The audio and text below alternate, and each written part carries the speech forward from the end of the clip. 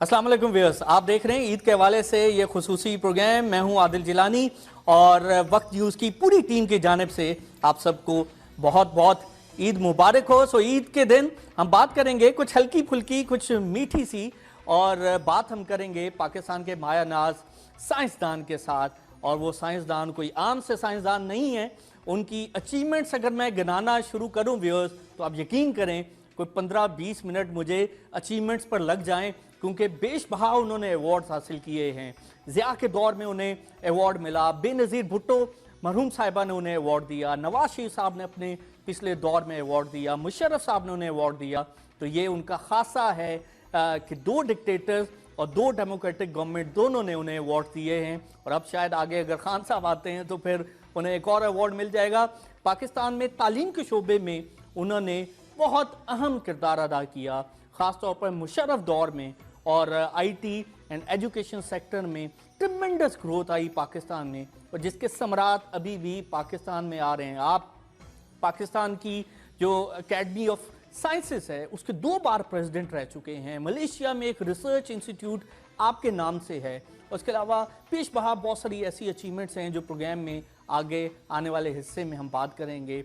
Mister doctor Ataur Rahman साहब, अस्सलाम वालेकुम। डॉक्टर साहब कैसे हैं? बहुत बहुत ईद मुबारक। शुक्रिया, बहुत आपको भी ईद मुबारक। Thank you very much.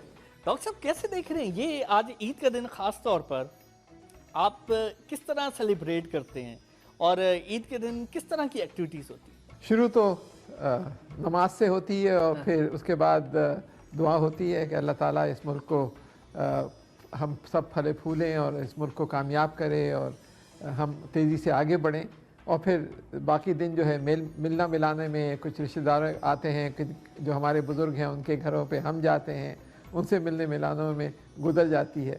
तो यादगार एक मौका होता है, खुशी का मौका होता है कि बहुत से लोगों से बहुत दिन बाद मुलाकात होती है, इसलिए ख़ास खुशी होती है। दुरुस्त बात है, दुरुस्त बात। तो और ईद के दिन यही एक बड़ा अच्छा मौका होता है कि आप अपने रिश्तेदारों के साथ मिलते हैं जिनको नॉर्मली आप टाइम नहीं देते।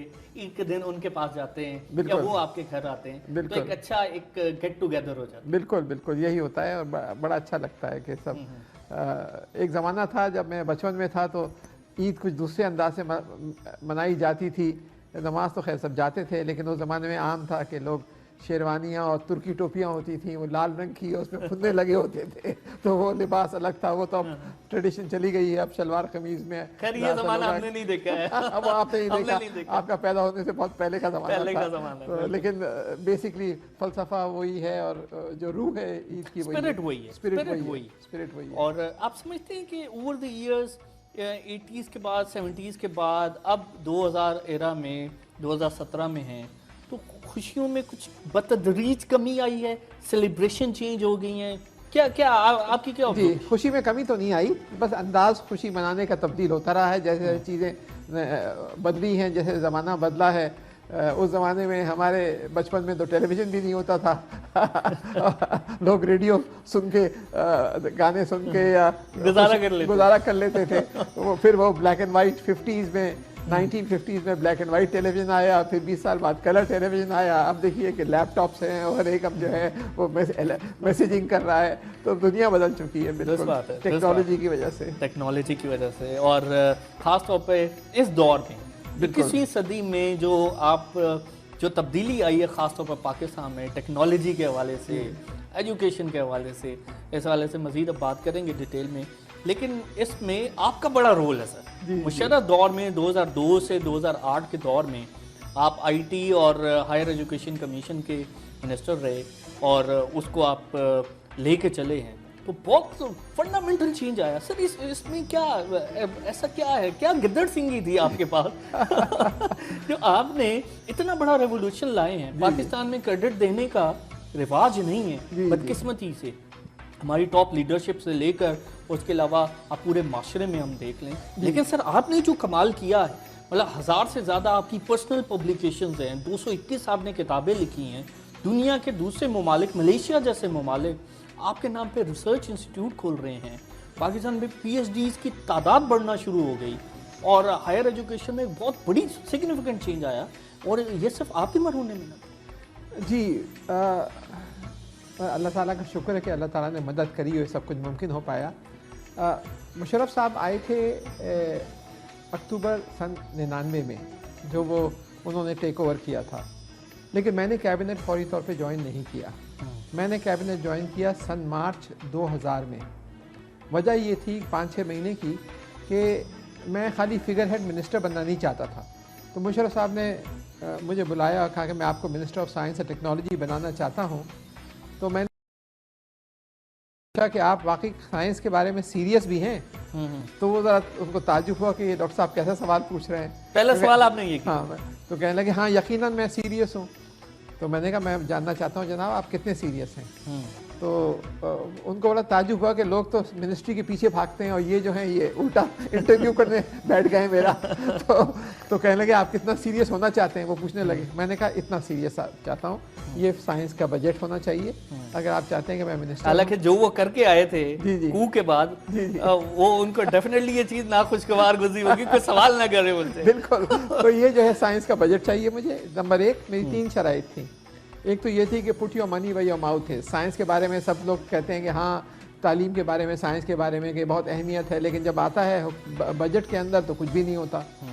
तो उन्होंने फिर शौकत अली साहब को बुलाया और उनसे डिस्कशन हुआ। वो मिनिस्टर ऑफ फाइनेंस थे और फिर साइंस का बजट जो मुझे चाहिए था, कोई 6000% बढ़ोतरी हुई डेवलपमेंट बजट में साइंस और टेक्नोलॉजी की मेरे आने के बाद। तो एक तो ये कि बजट होना चाहिए।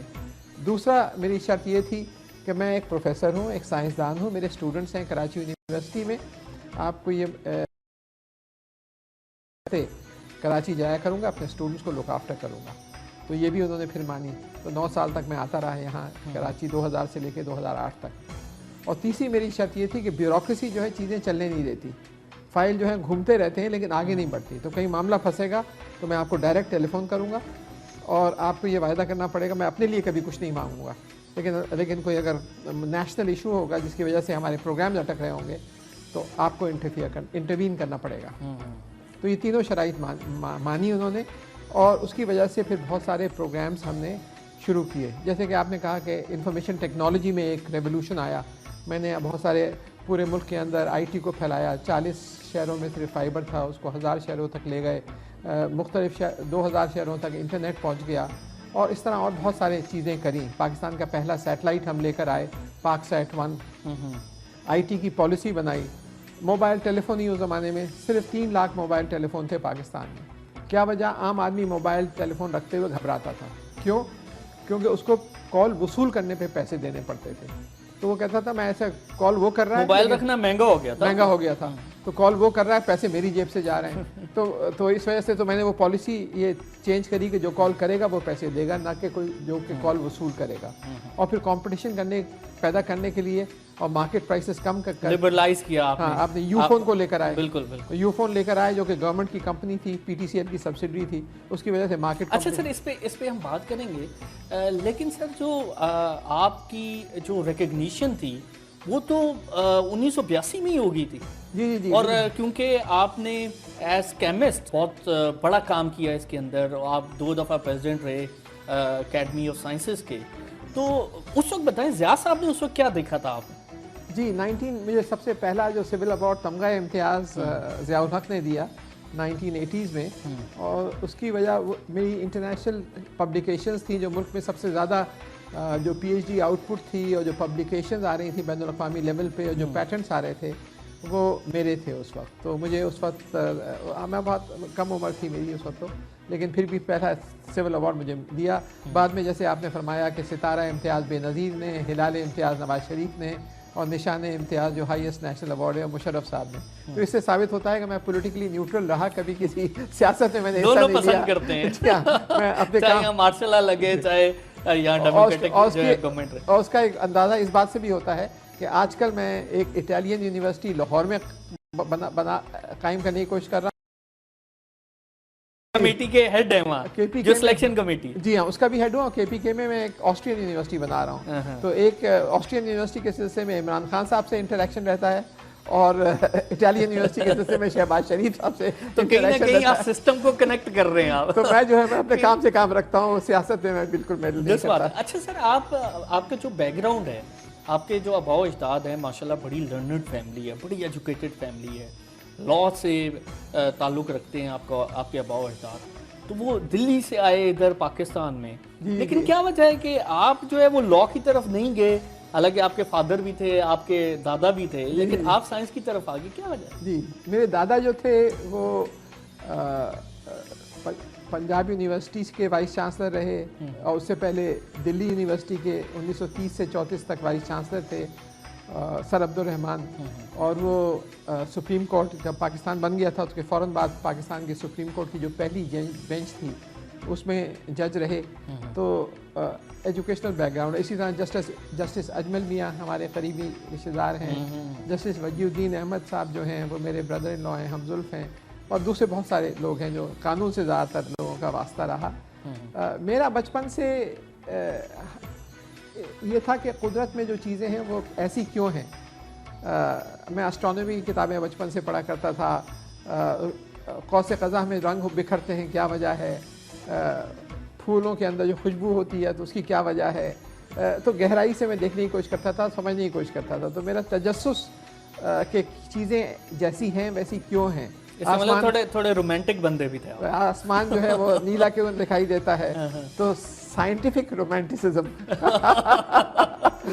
की तरफ आप इस तरह कह सकते हैं। तो आपकी कामयाबी का राज ये है। जी, कांस्टेंट जस्तजू रही ज़िंदगी भर, और वो आज तक जारी है कि चीज़ें ऐसी जैसे दिखाई देती हैं वैसी क्यों हैं, उनके पीछे क्या राज पोशीदा है। अच्छा सर, ये जो रोमांस है जी जी आपका हुकूमतों के साथ नहीं रहा।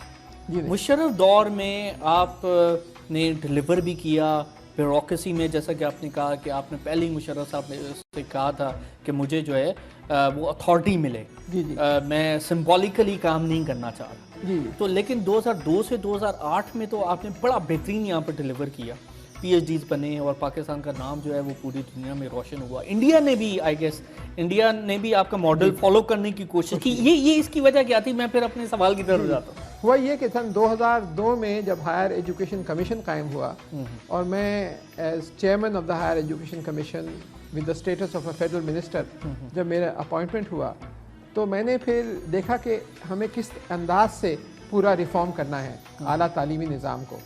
तो हमने एक बोर्ड कायम किया जो हायर एजुकेशन कमीशन का बोर्ड ऑफ गवर्नर्स है, और उसमें प्राइवेट सेक्टर के लोगों को लेकर आए, और वो जो है वो किसी मिनिस्ट्री के नीचे नहीं था बल्कि डायरेक्टली प्राइम मिनिस्टर को या प्रेसिडेंट, अगर चीफ एग्जीक्यूटिव थे उस ज़माने में तो प्रेसिडेंट को रिपोर्ट करता था, एक ऑटोनमस बॉडी। और उसमें फिर हमने बेसिक रेवोल्यूशनरी मैकेनिज़म्स लेकर आए। असल में अच्छी जामियात जो हैं, यूनिवर्सिटीज़ हैं, वो खूबसूरत इमारतों का नाम नहीं होता बल्कि खूबसूरत दिमागों का नाम होता है। सबसे अहम चीज़ होती है फैकल्टी।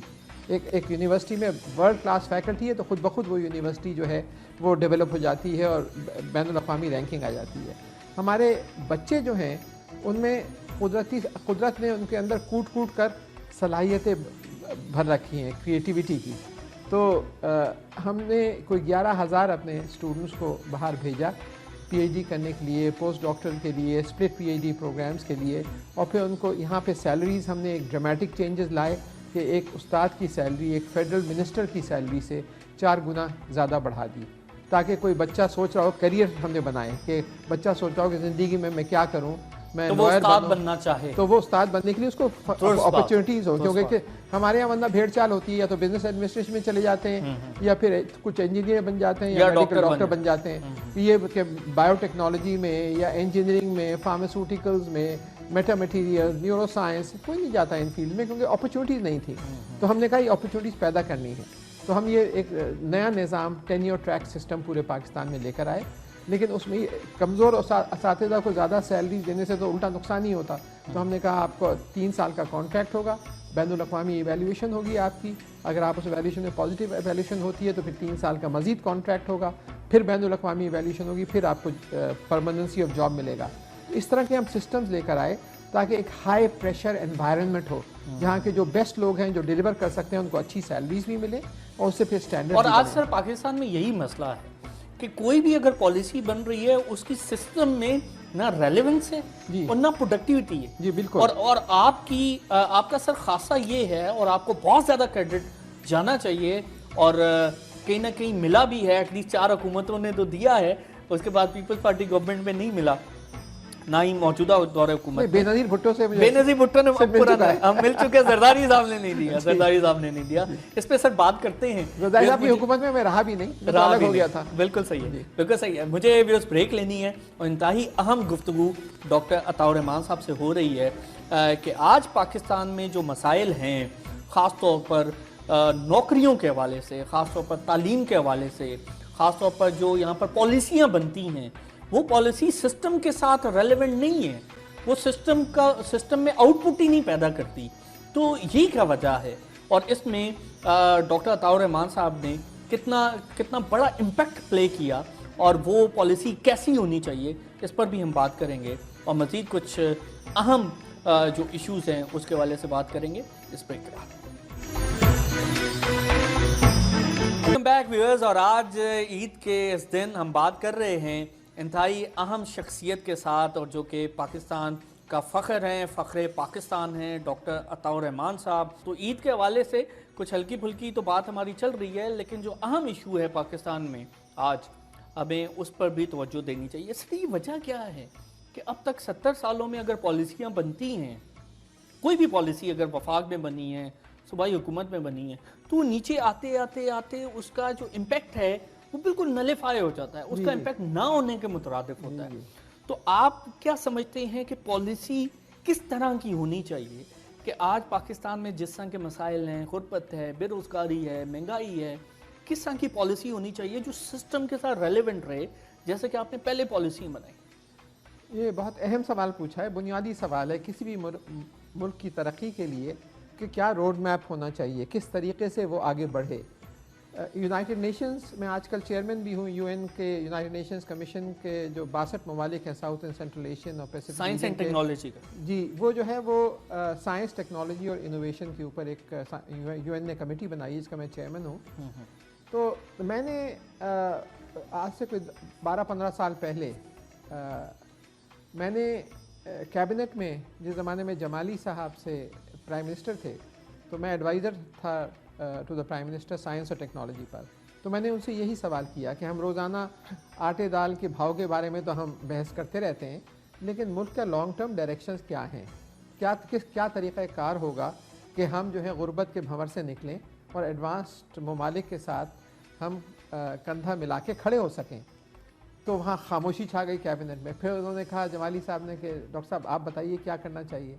तो मैंने कहा कि एक स्टैंडर्ड तरीक़ाकार होता है, उसको फोरसाइट एक्सरसाइज कहा जाता है, जो कि यूएन टर्म्स है, अक़वाम मुत्तहिदा के जो टर्मिनोलॉजी है उसके अंदर फोरसाइट, जिसमें हर मुल्क अपना रोड मैप एक ख़ास तरीके से तय करता है, ये देख के कि क्या कुदरती वसाइल हैं, क्या पॉपुलेशंस हैं, दुनिया किधर जा रही है, उसके प्रायोरिटीज़ क्या होनी चाहिए। तो पाकिस्तान में कभी फोरसाइट एक्सरसाइज नहीं हुई, हमें अपना रोड मैप तय करने के लिए एक फोरसाइट एक्सरसाइज करवाइए।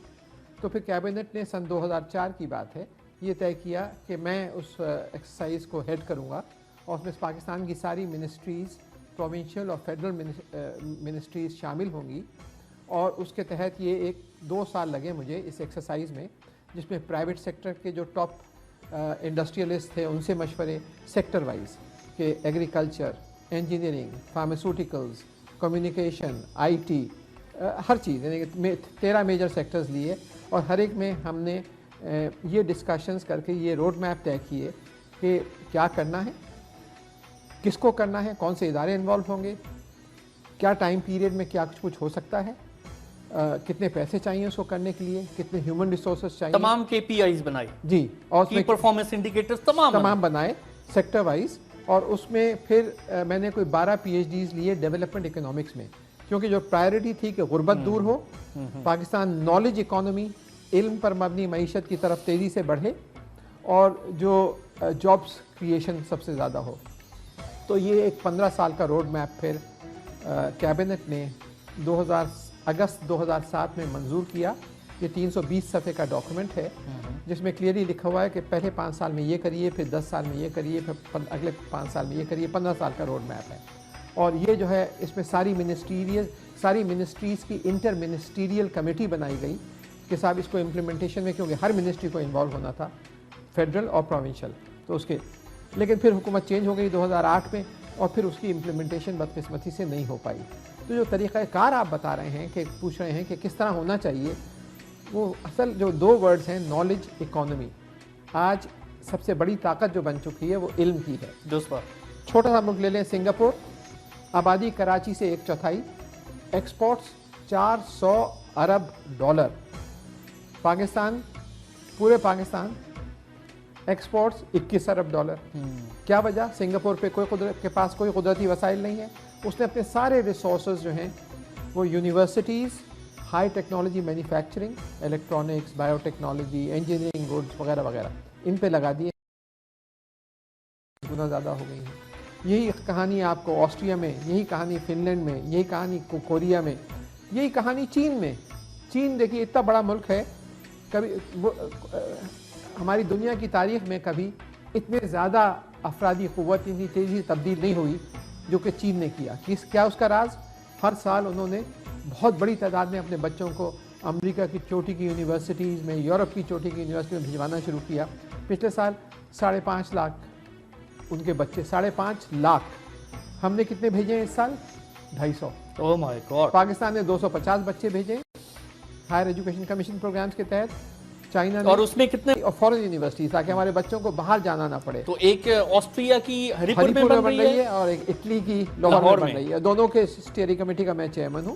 اور اس وقت فرانس سے بھی بات چیت چل رہی ہے، جرمنی سے بات چیت چل رہی ہے اور چائنا سے بات چیت چل رہی ہے کہ وہ بھی اس طرح کی یونیورسٹیز پاکستان میں. ہمارے سندھ کے چیف منسٹر سے بھی ملاقات ہوئی ہے، ان کو بھی میں نے آفر کیا ہے کہ اگر آپ چاہیں تو یہاں بھی کوشش کر کے ہم ایک فورن. تو سر آپ سمجھتے ہیں کہ جو 15 سالہ جو آپ نے پلان کیا تھا 2004 میں، اگر وہ امپلیمنٹ ہو جاتا، اگلی گورنمنٹ زرداری صاحب کی گورنمنٹ کرتی اور ہم نواز شریف صاحب بھی اس کو فالو کرتے، وہ تو احسن اقبال صاحب ویژن 2025 اپنا لے آئے، اور اس میں بھی جو آپ نالج اکانومی کی بات کر رہے ہیں وہ نالج اکانومی اس میں نہیں ہے. آپ دیکھیں سپورٹس کو ہم نے کنیکٹ ہی نہیں کیا اکانومی کے ساتھ. ایک کھلاڑی بھی اولمپک کے اندر نہیں جاتا. آپ کرکٹ اٹھا لیں، ہاکی اٹھا لیں، ڈیفیسٹس ہیں، خسارے ہیں، کھلاڑیوں کو سپورٹ نہیں کر سکتے. اسکولوں کے اندر جو ہے نہ تعلیم ہے نہ وہاں سپورٹس ہو رہی ہے. تو سر یہ پورا ٹرن اراؤنڈ سسٹم کو کرنا ہے تو 2004 میں اگر امپلیمنٹ ہو جاتا کتنا بڑا امپیکٹ پڑتا پاکستان. اس میں سب سے اہم کردار ہوتا ہے جو ملک کا لیڈر ہوتا ہے. جو کچھ کوریا میں ہوا وہ جنرل پارک کی وجہ سے، جو کچھ سنگاپور میں ہوا لی کوان یو کی وجہ سے، جو کچھ چائنا میں ہوا وہ ڈینگ کی وجہ سے، جو کچھ ملیشیا میں ہوا وہ مہاتیر محمد کی وجہ سے. ایک آدمی جو کہ سمجھ لے کہ سب سے بڑی طاقت جو ہے وہ قدرتی وسائل میں طاقت ختم ہو چکی ہے، تیل میں، سونے میں، منرلز میں، ان میں کوئی ملک امیر نہیں ہو سکتا اس سے لانگ ٹرم بیسس پہ. آپ دیکھیے کہ سعودی عرب امیر ہو گیا تھا، اب واپس تیل کے دام دوبارہ گھٹ گئے اور اب پھر کرائسس آ گیا. یہی سارا سعودی عرب. تو ان کی جو کہانی ہے عرب ممالک کی وہ camels to Cadillacs and then Cadillacs to camels. پہلے اونٹوں سے کیڈیلیکس پہ گئے اور پھر کیڈیلیکس سے واپس اونٹوں کا زمانہ آ رہا ہے، کیونکہ اور انہوں نے مس کر دیا. یہ 50 سال کی ایک کھڑکی کھلی تھی ان کے لیے آگے بڑھنے کی. اور ابھی سر انہوں نے قطر کو کہا ہے کہ آپ کے جتنے اونٹ ہیں 15-20 ہزار وہ لے جائیں اور ان کو نہ وہ یہاں چراگاہیں ساری ختم کریں. یہ آپس میں لڑنے میں لگے ہوئے ہیں. اور کوئی اب دیکھیں ایک اکیلا اسرائیل، اس کی پبلیکیشنز پوری اسلامی دنیا سے زیادہ ہیں. Fake animals, fake enemies are better than real enemies. بالکل، تو ایٹ لیسٹ آپ کھل کے سامنے آ جائیں. ہاں بالکل. تو اس میں لیکن پوٹینشیل بہت زیادہ ہے اور ہمیں سمجھنا چاہیے کہ آج حقیقت سے کہیں زیادہ جو آج دوبارہ کہتا ہوں میں، اور ہمیں یہ سمجھنا چاہیے کہ آج جو ہے قصے کہانیوں سے کہیں زیادہ حیرت انگیز حقیقت بن چکی ہے. مثال کے طور پہ جناب عالی آپ تشریف رکھ رہے ہیں، میں آپ کے اوپر ایک غلاف اڑا دوں میٹا میٹیریلز کا تو آپ غائب ہو جائیں گے، نظروں سے اوجھل ہو جائیں گے. ایسا لگے گا کہ خالی کرسی رکھی ہوئی ہے. کیا وجہ؟ یہ نئے مٹیریلز ایجاد ہوئے ہیں جو کہ میٹا میٹیریلز کہلاتے ہیں، جو روشنی کو موڑتے ہیں اور وہ جس چیز کو بھی ڈھک دیا جائے وہ بیٹھے بیٹھے غائب ہو جاتے ہیں. نظر سے بیٹھے تو وہیں رہتے ہیں، نظروں سے غائب ہو جاتے ہیں کیونکہ روشنی جو ہے آپ کے چاروں طرف سے گھوم کر اور خالی کرسی کو ٹکراتی ہے. تو یہ جو ہے اب ہوائی جہازوں کو، سب مرینز کو، ٹینکس کو کلوک کرنے کے لیے، پوشیدہ کرنے کے لیے، اسٹیلتھ کے لیے استعمال ہو رہے ہیں. اسی طریقے سے کچھ سائنسدانوں نے جگنوں کے جینز جو ہیں وہ پھولوں میں ڈال دیے ہیں اور ایسے پھول ایجاد ہو گئے ہیں جو رات کو جگنوں کی طرح چمکتے ہیں. اسی طریقے سے ایسے سائنسدانوں نے ایک چیز ایجاد کی ہے جس کی وجہ سے اندھے جو ہیں آج کل اپنی زبان سے دیکھ سکتے ہیں. ایک چھوٹا سا کیمرہ لگا ہوتا ہے اینک کے اوپر، وہ امیج جو ہے وہ لیتا ہے کیمرہ اور اس کو پھر ایک لالی پاپ کی طرح کا ایک ڈیوائس ہوتا ہے، اس میں 400 سینسرز ہوتے ہیں، جو جب اندھا آدمی اپنی زبان پہ رکھتا ہے وہ تو امیج جو ہے وہ پہنچتی ہے اس کے دماغ پر اینڈ آئی سائٹ ریسٹور ہو جاتی تو ہے۔ یہ کمپلیٹ ریسٹور ہوگی یا پارشل ریسٹور ہوگی؟ پارشلی ریسٹور ہو جاتی ہے، کلیئرلی تو ویژن نہیں آتا لیکن وہ لفٹ کے بٹن دیکھ سکتا ہے، وہ چھری اور کانٹے میں تفریق کر سکتا ہے، تو پارشل ویژن۔ لیکن سر یہ میٹا میٹیریلز والی بڑی انٹرسٹنگ ہے، یہ ہمارے سیاستدانوں کو مل گئی وہ تو ایک دوسرے کو غائب کریں گے جس سے اختلاف ہوا۔ تو یہ عجیب و غریب دنیا ہے۔ تو یعنی کہ اسی طرح جینیٹکس کے اندر بہت بڑی تیزی سے تبدیلیاں آ رہی ہیں کہ جو اللہ تعالیٰ نے جو پودوں کے اندر یا جانوروں کے اندر جو سافٹ ویئر ڈال رکھا ہے، ڈی این اے، اس کا سٹرکچر کہ کیا چیز آپ ڈپینڈ کرتی، کس چیز سے آپ کی آنکھیں براؤن ہوتی ہیں یا ہری ہوتی ہیں، کس چیز سے آپ کا رنگ 6 فٹ کا ہوتا ہے، آپ کا جو قد ہے 6 فٹ کا ہوتا ہے یا 4 فٹ کا ہوتا ہے، وغیرہ وغیرہ، یہ سارے جو کوڈ ہے وہ اس کے اندر بھری ہوئی ہے۔ تو کیا چیز کیا کرتی ہے اس کے بارے میں بہت زبردست ترقی ہو رہی ہے۔ تو سر آپ نے ماشاءاللہ اس سائڈ پر بہت اچھا کام کیا۔ تو سر یہ آپ 2 دفعہ جو پریزیڈنٹ رہے ہیں اکیڈمی آف سائنسز کے پاکستان میں، جس میں 100 سے زائد جو ہے وہ پاکستان کے ماہر سائنسدان اس کے اندر ہوتے ہیں اور وہ پھر الیکٹ کرتا ہے کوئی ایک سائنسدان، تو آپ اس کے 2 بار رہے ہیں، 2 بار پریزیڈنٹ رہا ہوں پاکستان اکیڈمی آف تو سائنسز۔ یہ اس کی اہمیت کیا ہے Pakistan? Pakistan academy of sciences جو ہے یہ ایک پالیسی گیونگ ادارہ ہے جو کہ حکومت کو پالیسی ڈائریکشن دیتا ہے، کیونکہ اس میں ہمارے ملک کے جو بہترین دماغ ہیں وہ اس کے اندر موجود ہوتے ہیں۔ تو جب میں پریزیڈنٹ تھا اس زمانے میں ایک تو انرجی کے اوپر ہم نے ایک ڈاکومنٹ تیار کرایا کہ انرجی کے سیکٹر میں کیا مسائل ہیں اور کس طرح ہمیں حل کرنا چاہیے۔ اسی طریقے سے بائیو ٹیکنالوجی کے اوپر ایک ڈاکومنٹ تیار کیا کہ بائیو ٹیکنالوجی کو کس طرح ہم استعمال کر سکتے ہیں اپنی زراعت کو بڑھانے کے لیے۔ تو اس طرح جو ماڈرن نالج ہے اس کو استعمال کرتے ہوئے کس ڈائریکشنز ملک کو دیے جائیں۔ یہ نان گورنمنٹل باڈی ہے تو یہ کھل کے بول سکتے ہیں، کرٹیسائز کر سکتے ہیں، بات کر سکتے ہیں۔ تو اس وجہ سے اکیڈمی جو ہیں دنیا بھر میں، اور میں آج کل ایک اسلامی دنیا کے جتنی سائنس اکیڈمیز ہیں اس کا ایک نیٹ ورک ہے، اس کا بھی میں پریزیڈنٹ ہوں شروع سے آج تک، کوئی 15 سال ہو گئے تقریباً مجھے اس پہ۔ تو اس میں پھر ساری اکیڈمیز کے تمام 57 ملکوں تمام 57 ملک کے اندر جو اکیڈمیز جہاں جہاں اکیڈمیز ہیں سائنس کی، اس کا جو نیٹ ورک ہے اس کا میں پریزیڈنٹ ہوں۔ اس کے تحت بہت سارے ہم collaborations, work shop, joint interactions بہت سارے کر رہے ہیں۔ اور کامسٹیک ایک ادارہ تھا اور ہے جو کہ 57 وزیر ہیں جو سائنس اور ٹیکنالوجی کے اسلامی دنیا کے، تو میں سن 1996 سے 2012 تک اس کا بھی میں ہیڈ رہا، کوآرڈینیٹر رہا۔ ایوارڈز آپ کے ماشاءاللہ بہت زبردست ہیں اور لمبی لسٹ ہے، جیسے کہ میں سٹارٹ میں بات کر رہا تھا۔ پھر مجھے بریک لینی ہے اور بریک سے آنے کے بعد سر آپ نے تھوڑی دیر پہلے نالج اکانومی کے حوالے سے بات کی۔ پاکستان میں سی پیک ایک بڑا پروجیکٹ ہے اور ملٹی بلین ڈالر پروجیکٹ ہے، تو یہ سی پیک آیا نالج اکانومی اس کے اندر ہے یا نالج اکانومی اس میں نہیں ہے؟ تو اگر نہیں ہے تو سی پیک کی کیا اہمیت ہے پاکستان میں، اور سی پیک کتنی جابس کریٹ کر سکتی ہے پاکستان میں؟ کیونکہ آج نوکریوں کا ایک بہت بڑا کرائسس ہے، بہت بڑا فقدان ہے۔ 20-25 ہزار نوکریاں یہاں پر سندھ حکومت بھی جو ہے انہوں نے بھی اعلان کیا ہے، لیکن کتنی سی پیک کے حوالے سے بات کریں گے اس بریک کے بعد۔ کیپ واچنگ عید کا یہ اسپیشل پروگرام۔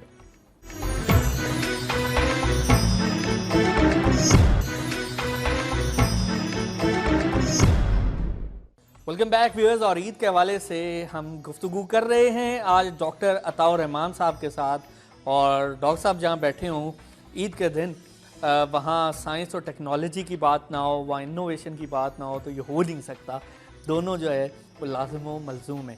سر یہ جو سی پیک ہے اس کے حوالے سے بڑی بات ہو رہی ہے بہت عرصے سے، اور ہم سپورٹ بھی کرتے ہیں، پاکستان میں یہ سی پیک ہونا چاہیے اور اس کا ٹرکل ڈاؤن ایفیکٹ آنا چاہیے۔ پاکستان کی اکانومی کو ریولوشنائز کرنے کی ضرورت ہے، اچھے سٹرکچرز لانے کی ضرورت ہے، تعلیم میں، صحت میں، اس کے علاوہ اکانومی میں، انرجی میں، انفراسٹرکچر میں۔ لیکن جو پہلے ہم بات کر رہے تھے کہ پالیسی کی ریلیونس سسٹم کے ساتھ یہ زیادہ افیکٹونیس ہے، جیسے کہ آپ پہلے لائے مشرف دور میں کہ جابس بھی کریٹ ہوئیں اور آپ نے مختلف اسٹوڈنٹس کو باہر بھی بھیجا اعلیٰ تعلیم کے لیے، وہ پھر دوبارہ پاکستان بھی آئے۔ سی پیک کو آپ سمجھتے ہیں کہ اس کے اندر وہ جو نالج اکانومی کی جو فلسفی ہے وہ آپ کو نظر آتی ہے یا کہیں مسنگ لنک ہے؟ جی شکریہ، یہ بہت اہم سوال کیا ہے۔ کرنٹ کانٹیکسٹ میں میں ذرا سا یہ آ کے ایک چیز بتانا چاہتا ہوں آپ کو کہ اگر میں دنیا کا گراف بناؤں کہ پچھلے 50-60 کے سال کے اندر دنیا میں ہوا کیا ہے مینوفیکچرنگ اور پروڈکشن کا، تو قدرتی وسائل اس طرح نیچے چلے گئے ہیں، ان کی ٹوٹل ویلیو، جو لو ویلیو ایڈڈ گڈس ہیں ان کی بھی ویلیو نیچے چلی گئی ہے، جو میڈیم ٹیکنالوجی اور ہائی ٹیکنالوجی گڈس ہیں وہ بہت تیزی سے بڑھے ہیں۔ تو سارا کھیل جو ہے نالج اکانومی کا وہ production of and exports of medium and high technology goods, bio technology, pharmaceutical. تو ریسورسز کسی بھی ملک کو لانگ ٹرم سسٹینیبلٹی نہیں دے سکتے، یہ بات طے ہے، یہ بات طے ہے۔ اور ہم جو ہے اس ریسورس کے جو سائیکالوجی اس سے باہر نکل کر اور ہیومن ریسورسز کی طرف وہ سب سے زیادہ سر ہم تو پاکستان میں اپنے بڑوں سے، سیاستدانوں سے، اس کے علاوہ ٹیچر سے، سب سے یہی سنتے رہے کہ جی پاکستان میں پیش بہا وسائل ہیں اور یہاں پر پانی ہے، یہاں پر روشنی ہے، 16-17 گھنٹے کی ایوریج یہاں پر سولر انرجی ہے، اس کے علاوہ یہاں پر کوئلہ ہے، یہاں پر جپسم ہے، یہ تمام ذخائر ہیں۔ تو یہ فلسفی آپ سمجھتے ہیں ہمارے لیے کسی کام کی نہیں؟ ہمارے سب سے بڑا جو ریسورس ہے، یہ بھی وسائل ہیں لیکن ان کی اہمیت بہت کم ہے، بہت کم ہے۔ جو سب سے زیادہ اہمیت ہے ہماری، وہ تقریباً 10 کروڑ ایسے افراد جو 20 سال سے کم عمر کے ہیں جو کہ اس ملک میں ہیں، اور نوجوان بچے، کریٹیوٹی جو ہے، جو اللہ تعالیٰ نے تخلیقی صلاحیتیں کوٹ کے بھر رکھی ہیں، ان کو اجاگر کریں گے تو ایک ملک دھماکے طریقے سے ترقی کر سکتا ہے، جیسے کہ بہت ساری مثالیں ہیں۔ تو سی پیک کی جو کانٹیکسٹ ہے، اس بیک گراؤنڈ میں ہمیں دیکھنی پڑے گی کہ دنیا میں ہو کیا رہا ہے۔ اب خالی ایک روڈ بن جائے جس میں آپ خالی گڈز لے کے اوپر سے چائنا سے اور پورٹ تک لے جائیں اور اس پہ ٹرانزٹ فی کمائیں، وہ کچھ نہیں، 10-12 ارب روپے جو ہے پی نٹس ہے، دیٹ مینز نتھنگ۔ 10-12 ارب ڈالر بھی پی نٹس ہے، اٹ مینز نتھنگ۔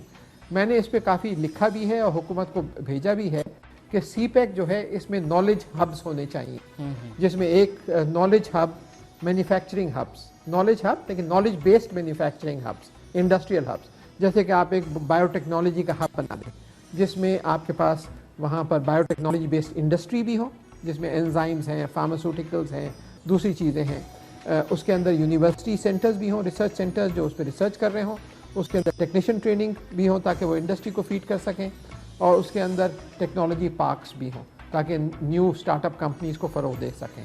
تو ایک انجینئرنگ گڈس کا ہب ہو، ایک بایو ٹیکنالوجی کا ہب ہو، ایک فارماسیوٹیکلز کا ہب ہو، ایک لیٹسٹ فیوچرسٹک ٹیکسٹائلز کا ہب ہو، نیو مٹیریلز کا ہب ہو، اس طریقے سے نالج بیسڈ مینوفیکچرنگ ہبس، جس کے اندر ہم پھر چائنا کی انڈسٹری کو، پرائیویٹ سیکٹر کو انوائٹ کریں کہ آپ آئیے، آپ کو 15 سال کی ٹیکس چھوٹ دیتے ہیں، جیسے کہ میں نے دی تھی آئی ٹی انڈسٹری میں۔ 2001 میں نے ٹیکس چھوٹ دی تھی آئی ٹی انڈسٹری کو، تو اس وقت صرف $30 ملین کی ہماری بزنس تھی آئی ٹی میں۔ اب وہ جو ہے 3 ارب ڈالر کی ہو گئی ہے، یعنی کہ $3 بلین کی ہو گئی ہے، 100 گنا بڑھ گیا ہے جو پالیسیز میں لے کر آیا تھا اس زمانے میں۔ تو اسی طریقے سے 15 سال کی ٹیکس چھوٹ دیں ان کی انڈسٹری کو، مختلف ہب بنائیں مختلف علاقوں میں، گوادر میں بھی، ساؤتھ پنجاب میں بھی، along this route، کے پی میں بھی، سی پیک پورے روٹ میں جو 2 لینز بن رہی ہیں ان کے اندر یہ ہبز بنائیں، ان کے اندر انڈسٹریل ابھی بھی بنانے کا ارادہ ہے لیکن وہ فوکس نہیں ہے ان فیلڈز، ان فیلڈز کو آئیڈینٹیفائی کریں کہاں پہ اپرچونٹیز ہیں ایکسپورٹ کی۔ الیکٹرانکس کے اندر بہت بڑا اپرچونٹی ہے، ایک الیکٹرانک مینوفیکچرنگ کا بہت بڑا ایک ہب بنا دیں جس کے اندر یونیورسٹیز بھی ہوں، اس کے اندر مینوفیکچرنگ انڈسٹری بھی ہو، اور اس کے اندر ٹیکنیشین ٹریننگ پروگرامز بھی ہوں، اس کے اندر نیو اسٹارٹ اپ کنٹری۔ سر گورنمنٹ اسپیشل اکنامک زونز تو بنا رہی ہے جی، اور اس کو کنیکٹ بھی کرنا چاہ رہی ہے فارم مارکیٹ کے ساتھ، جی جی، کہ جو کسان جو اپنی فارم اگا رہا ہے وہ مارکیٹ تک پہنچے، وہ اس کی رسائی بھی ہو اور وہ گڈز آگے بھی جائیں۔ تو یہ آپ سمجھتے ہیں یہ ناکافی ہے؟ یہ جو ہے یہ ناکافی ہے کیونکہ وہ ایک جنرل ہے۔ آج کل اسپیشلائزیشن کا زمانہ ہے، آپ کے پاس ساری ٹیکسٹائل انڈسٹری ایک جگہ پہ جمع ہو جائے گی، اس کے اندر تو اس کے ساتھ ٹیکنیشین ٹریننگ بھی پروگرام بھی وہیں ہوں گے، ٹیکسٹائل کے ریسرچ سینٹر بھی وہیں پہ موجود ہوں گے، ٹیکسٹائل کمپنی نئی اسٹارٹ اپ کرنے کے اپرچونٹیز وہیں ہوں گی، تو وہ ترقی کرے گا ایک ساتھ۔ سر سننے میں تو بڑا اچھا لگ رہا ہے جی، لیکن آپ سمجھتے ہی ہیں کہ پاکستان کے سسٹم کے اندر جس طرح کا انفراسٹرکچر ہے، سڑکیں ٹوٹی ہوئی ہیں، پانی نہیں ہے، میں ابھی گوادر گیا وہاں پر پانی نہیں ہے سر، وہاں 20-22 دیہاتوں میں پرائمری اسکول، ایک پرائمری اسکول ہے، اور پرائمری اسکول سے بڑا جو سیکنڈری اسکول ہے وہ ہے ہی نہیں وہاں پر، اور وہاں پر گورنمنٹ اگر اناؤنس کرتی ہے کہ ہم آپ کو یونیورسٹی بنا کے دیں گے تو جس نے پرائمری پڑھی ہے تو وہ ڈائریکٹ یونیورسٹی تو نہیں جائے گا، تو اسے اسکولز بہت سارے چاہیے، وہاں ٹیچرز نہیں ہیں، وہاں پر صحت کے مراکز نہیں ہیں، تو سر یہ پریکٹیکلی پھر کیسے ہوگا؟ یہ اس کے لیے پورا ایکو سسٹم چاہیے ہوگا، مطلب یہ کہ خالی یونیورسٹی بنانا کافی نہیں ہوگا، آپ کے پاس اگر ایک الیکٹرانکس کا ہب ہے تو اس کے اندر پورا جو وسائل جو آپ کو جو کچھ بھی چاہیے، اس میں انفراسٹرکچر سپورٹ ہے،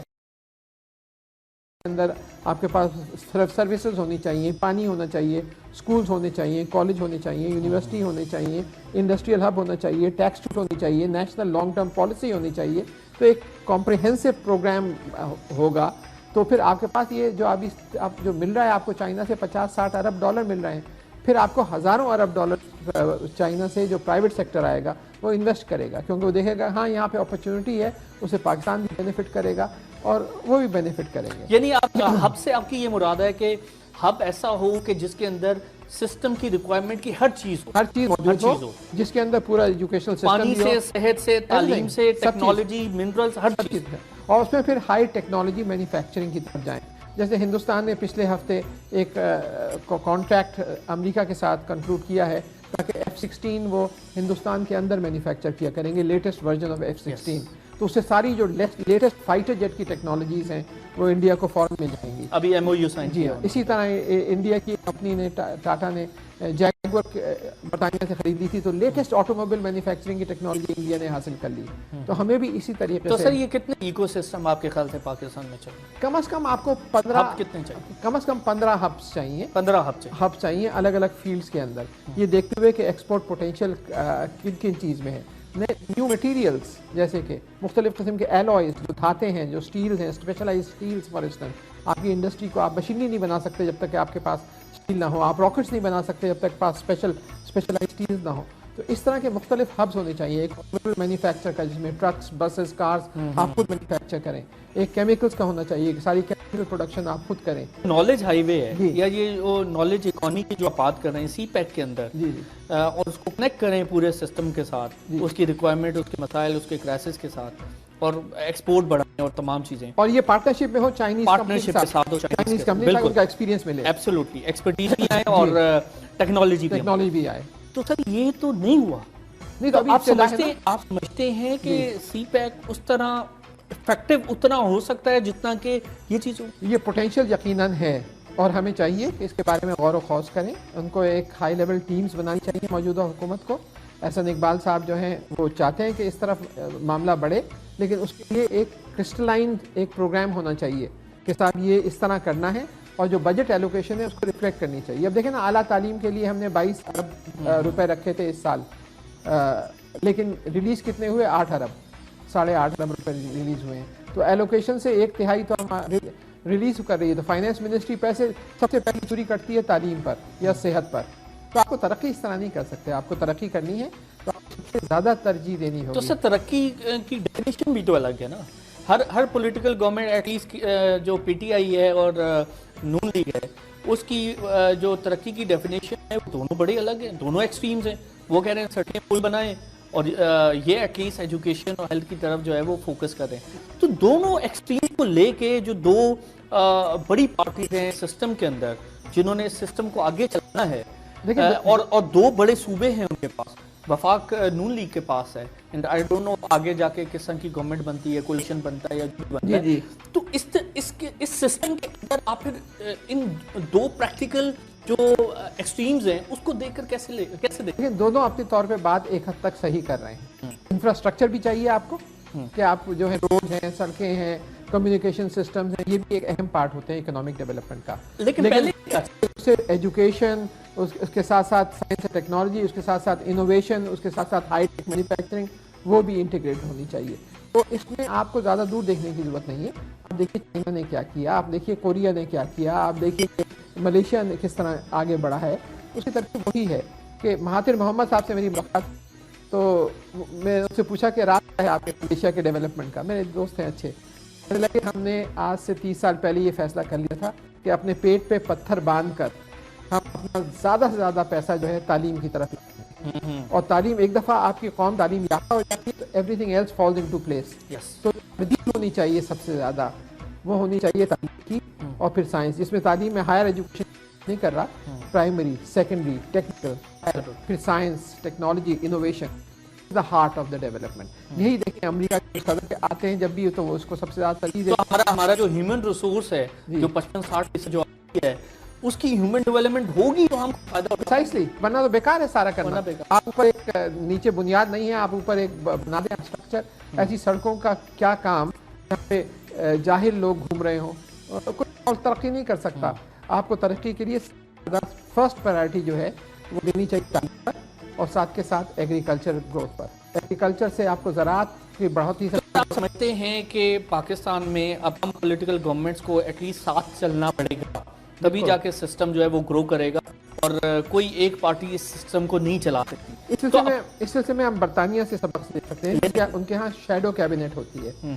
کچھ چیزوں میں جو موجودہ حکومت جو ہوتی ہے, اور جو شیڈو کیبنٹ اپوزیشن پارٹیز کی جو شیڈو کیبنٹ ہوتی ہے, وہ مل کے طے کر لیتے ہیں کہ سب چیزوں میں آپ چاہے کوئی جو بھی آ جائے, لیبر آ جائے یا کنزرویٹو آ جائے, ان چیزوں کو ہم ٹچ نہیں کریں گے. لانگ ٹرم پالیسی جس کے اندر تعلیم ہے, جس کے اندر فورن پالیسی ہے, جس کے اندر ڈیفنس ہے, ان چیزوں کے اندر وہ ساتھ کے ساتھ وہاں کنزرویٹو دوبارہ آ گئی جی, اور لیبر جو ہے وہ ابھی ہے اپوزیشن میں, لیکن ایٹ لیسٹ تو آپ سمجھتے ہیں کہ یہی ہمیں کرنا پڑے گا یہی کہ ہمیں بیہائنڈ دا سین جتنی میجر پولیٹیکل پارٹیز ہیں ان میں پرائرٹیز طے کر کے جو بھی حکومت آئے گی. یا آپ دیکھا کہ جو اعلیٰ تعلیم میں تیزی سے ترقی 2002 سے 2008 پیچھے, اس وقت ہم جب نے ریزائن کیا 2008 میں, تو ہماری 5 دنیا کی چوٹی کی 300, 400, 500 میں تھی. آج صرف ایک یونیورسٹی رہ گئی ہے, وہ 430 نمبر پہ نسٹ, باقی سب چلی گئی ہیں کیونکہ کنسسٹنسی ان پالیسی نہیں ہے. پالیسی جو ہیں وہ کچھ ایریاز کے اندر ہمیں لانگ ٹرم پالیسیز برقرار نہیں پڑیں گی. تو ہمارے یہاں ٹیلنٹ ٹاپ 1000 کے اندر صرف ایک یونیورسٹی اور وہ نسٹ ہے. جی صرف نسٹ ہے, وہ صرف, باقی سب ہو گئی. High education Times UK ranking میں تو نسٹ بھی نہیں ہے, صرف US رینکنگ میں نسٹ آ رہی ہے, باقی سب جو سلائڈ ہو کے پیچھے چلی گئی ہیں. تو ایسی ترقی تو نہیں ہو سکتی کہ 2 قدم آگے بڑھیں اور پھر 3 قدم پیچھے چلے جائیں. تو یہ سلسلہ رہتا ہے کیونکہ ہر حکومت نئے سرے سے شروع کرتی ہے. بالکل, اور ایٹ لیسٹ اب شیئرڈ ویژن کا ٹائم آ گیا. بالکل, we have to work together. ساری پالیسی سب پارٹی, کچھ چیزوں کے اندر ایک کنسنسس ہونا چاہیے بیہائنڈ سین. اور پھر جسٹس سسٹم, انصاف. جب تک انصاف نہیں ہوگا کوئی ملک ترقی نہیں کر سکتا. آپ وہ بھی نہ کریں گے جو چین کر رہا ہے کہ کرپشن دیکھیے اس کو شوٹ کر دیا. تو you have to basically zero tolerance for corruption, چاہے وہ اونچا ہو, چاہے وہ چھوٹا آدمی ہو, چاہے وہ بڑا آدمی ہو. وہاں penalty for corruption is death. یہی پاکستان میں ہونا چاہیے. تو سر اب آپ سمجھتے ہیں کہ ایٹ لیسٹ آج عید کے دن آپ کیا میسج دیں گے پاکستان کے اس نوجوان جسے نوکری نہیں ملی, جو آج عید شاید برائے نام عید منا رہا ہے, عید کے نئے کپڑے بھی نہیں وہ پہن سکتے, غربت تیزی سے بڑھ گئی ہے سر.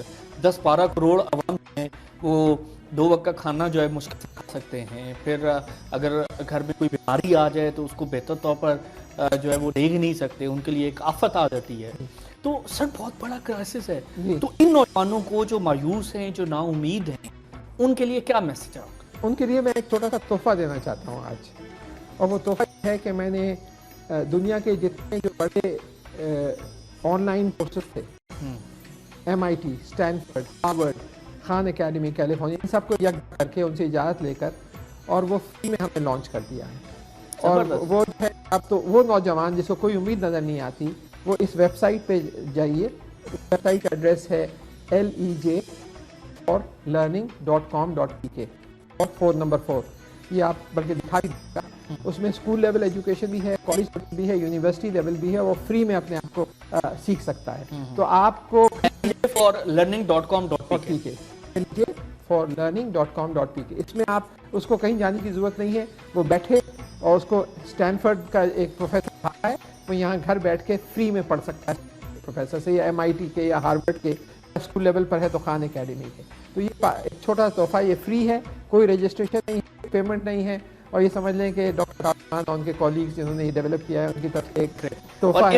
اس سے سستا اور اچھا فلم کا تحفہ ہے یہ. بالکل ہمارے ڈاکٹر صاحب آپ سے بات ہوئی اور آپ کی پرسنل لائف کے بارے میں جانا, اچیومنٹ, روز آپ کے پاس جب آتے ہیں تو ایک نیا پہلو آپ کی لائف کے بارے میں ہمیں پتہ چلتا ہے. ڈاکٹر صاحب بہت شکریہ, تھینک یو ویری مچ, بہت شکریہ. میرے ہمارے ساتھ موجود تھے ڈاکٹر عطاء الرحمان صاحب, پاکستان کا فخر پاکستان. تو 55 سے 60% عوام کو انہوں نے آج تحفہ دیا ہے, اور وہ تحفہ ہے تعلیم کا, اور وہ تحفہ ہے टेक्नोलॉजी का। lejforlearning.com.pk पे पाकिस्तान का नौजवान जाए और स्टैनफोर्ड और दुनिया की दूसरी तमाम बड़ी यूनिवर्सिटीज़ के प्रोफेसर से जाके वो पढ़े, तो ये तोहफा जो है आप सबको बहुत ज़्यादा अच्छा लगेगा। हमें एटलीस्ट, मुझे एटलीस्ट बहुत अच्छा लगा है, हम जाके इस्तेफादा हासिल करेंगे। सो व्यूअर्स, आपको ये प्रोग्राम कैसा लगा आप डेफिनेटली हमें लिख सकते हैं, शेयर कर सकते हैं ट्विटर पर, फेसबुक पे। आदिल जिलानी को इजाज़त दीजिए, आप सबको एक दफ़ा फिर बहुत बहुत ईद मुबारक। Thank you very much.